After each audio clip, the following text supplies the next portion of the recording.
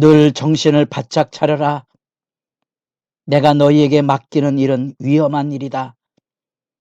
너희는 이릿대 속을 달려가는 양과 같으니 너희에게 시선이 쏠리지 않게 하여라. 뱀처럼 영리하고 비둘기처럼 순수하여라. 새벽을 깨우는 거룩한 기도자 여러분, 주님을 만나는 하늘 행복이 늘 마음 안에 새롭기를 소망합니다. 오늘 읽어갈 말씀은 마태복음 10장 16절에서 23절까지의 말씀으로 제자 파송장입니다. 예수 그리스도의 천국 복음의 말씀 앞에 산상수훈의 말씀을 듣고 8장 9장에 그 예수님이 이루시는 천국 사역이 실제로 회개하라 천국이 가까이 왔느니라, 여기 예수님을 통하여 역사 속에 도래하고 있는 하나님의 나라의 권능의 역사가 펼쳐지는, 치유와 귀신을 쫓아내는 축기와 상한 자를 돌보는 우리 놀라운 예수님의 궁혈과 사랑의 초대를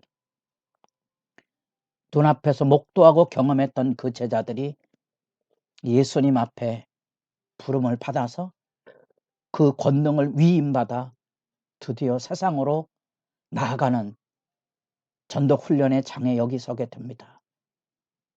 예수님에게 보고 들은 대로 그들은 세상 속으로 가야 하는데, 그 세상은 죄가 지배하는 어둠의 현실입니다. 악령들이 지배하는 악의 현실입니다. 그 안에서 천국의 빛을 가지고 가는 하늘 역사가 나타나게 되니 그곳에는 당연히 어둠의 세력의 회방과 대적과 핍박이 뒤따르게 될 것입니다. 그 안타까운 현실 속에서 예수님의 마음이 여기 들려지게 됩니다. 보라, 내가 너희를 보냄이 양을 이리 가운데로 보냄과 같도다. 양을 이리 가운데로 보냄을 받습니다. 그 양은 이리 때에게 희생당할 것이 이미 예견되어 있는 거죠. 어쩌면 불가능한 도전입니다. 오직 하나님만 의지하지 아니하면 따라갈 수 없는 길입니다. 이 치유 이적이 소개되는 8장 9장의 권능의 역사가 세 항목씩, 세 사건씩 묶음으로 들려질 때마다 첫 번째 사이클이 이적의 세 권능의 궁율의 역사가 나타나고 제자도의 부름을 이야기합니다. 한 서기관이 예수님에게 고백을 합니다. 주를 따르겠습니다. 예수님은 그 기쁜 헌신을 전혀 받아들이지 않는 냉정함을 보입니다. 왜냐? 예수 따라가는 길은 머리둘 곳이 없는 거친 방황의 길이고 혼란의 길이고 정처 없는 길임을 알아야 합니다. 우린 예수 믿으면 복 받는다는 단순한 생각을 가지고 예수를 따라다니는 헛바람을 우리가 늘 주의해 보셔야 됩니다. 왜 사람들이 교회를 다니는데 예수 믿음으로 살지 못할까? 그릇된 기초 위에 서 있는 거죠. 여러분, 예수님의 제자는 예수의 부름 없이는, 예수님의 초대 없이는, 예수님을 통한 하나님의 사랑의 부음이 없이는 주님을 따라갈 수 없습니다. 그 길은 좁은 문입니다. 그 길은 좁은 길입니다. 은혜 안에만 있는 사람이 발견하는 길입니다. 여러분, 예수 따라가는 길에 크고 작은 질병과 조롱과 박해가 뒤따를 때 여러분의 믿음은 기뻐하고 즐거운 사람이 되었습니까? 믿음 없는 사람처럼 분쟁과 다툼과 절망의 나락에 떨어지셨습니까? 예수 부름을, 그 영광을 가슴에 품은 사람만이 당당하게 그 길을 갈 수 있습니다. 이리 가운데 가지만 두렵지 않습니다. 하늘 아버지가 나와 동행하시기 때문에 그렇습니다. 그렇게 우리가 그 상징을 잘 이해하기 어렵지만 예수님은 뱀처럼 지혜롭고 이렇게 말씀합니다. 우리에게 섬뜩한 얘기지요. 광야의 들판으로 지금 제자들을 보내며, 사실은 사람들에게 보냈지만 그들을 보내는 삶의 자리가 시험이 가득한 광야의 현장입니다. 거기에는 보이지 않지만 뱀들이 존재합니다. 그 두려운 환경, 어쩌면 지팡이도 없이 가야 되는 그 삶의 자리, 그런 것들이 상징으로 이해되셔야 됩니다. 염려하지 말아라. 세상의 어둠의 사람들은 그 어둠의 현실을 뱀처럼 다 처세를 가지고 자기들 나름대로 살아간다. 두려워하지 말아라. 너희들도 그렇게 세상을 살아갈 때 세상의 지혜로도 세상을 살아가는데 하늘의 지혜를 가진 사람으로서 두려워하지 말아라. 그 뱀처럼 지혜로운 말이 그래서 비둘기처럼 순결하는 말로 재강조됩니다. 그게 어두운 현실을 살아가는 빛의 사람들의 처세, 그 놀라운 믿음의 경각심을 가지고 대처해 나갈 수 있는 전략입니다. 그러나 슬프고 아프지만 그 길은 세상 사람들에게 넘겨주는, 공동체의 심판에 내어주는 그 길일 것입니다. 이 넘겨준다는 이 말은 특별히 예수님께서 순환을 당할 때 세상 법정에 넘겨져 멸시천대를 겪으시고 십자가에 죽으실 고난을 상징하고는 중요한 용례입니다. 그들로 복음전도 사역 안에 그 길을 겪을 거고요. 이후에 이 일시적인 갈릴리 전도 사역은 실습 훈련처럼 보여지지만 이후에 십자가 부활 사건 이후에 사도행전의 역사 속에 동일한 이런 일들이 일어나게 될 거고요.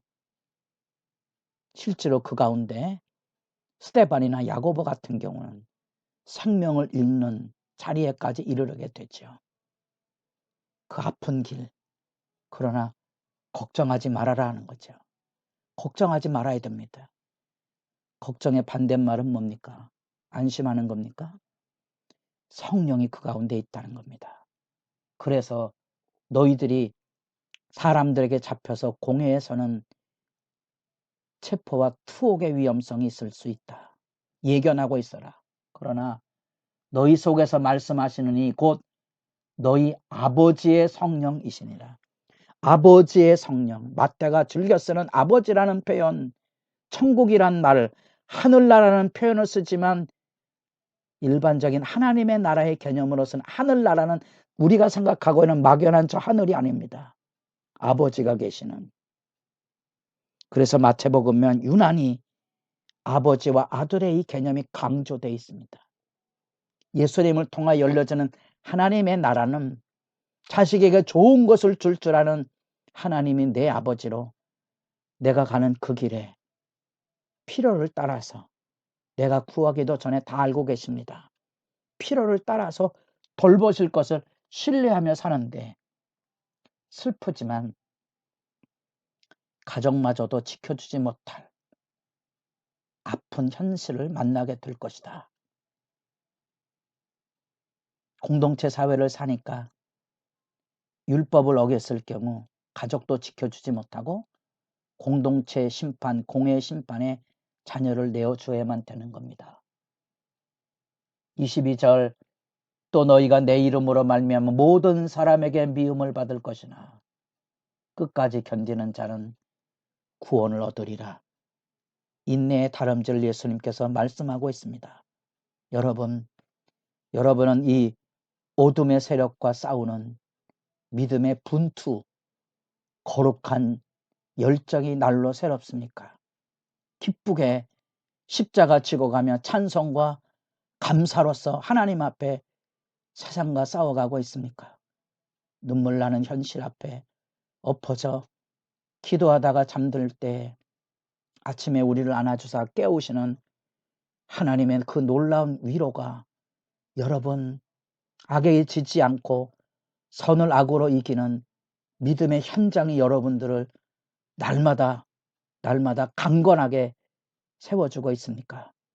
하나님의 선하신 인도하심을 말씀을 통하여 확인하시고 여러분 신앙의 증인이 되기를 바랍니다.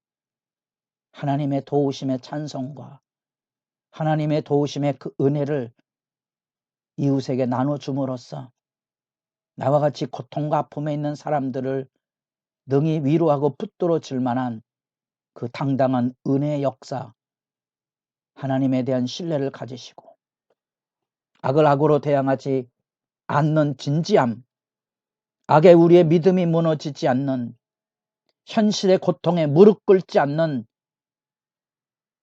당당함이 여러분의 기도가 되어 하나님 앞에 나아갈 때 때로는 가정마저도 우리를 지켜주지 못하는 공동체 사회 안에서 종교를 바꿀 경우 가정에서 쫓겨나는 것과 같은 새 출발의 출산의 고통처럼 믿음으로 살아가는 빛의 사람들이 겪어야만 되는 그 아픔, 끝까지 견디는 자는 구원을 얻으리라. 그러나 이스라엘 모든 동네를 다 다니지 못하여서 인자가 오리라. 우리가 걸어가는 믿음의 길에 우리가 무너지지 않는다면 주님의 도우시는 그날이 올 것입니다. 여러분도 소망 중에 기쁘게 십자가의 길 당당히 걸어가도록 기도가 힘있기를 소망합니다.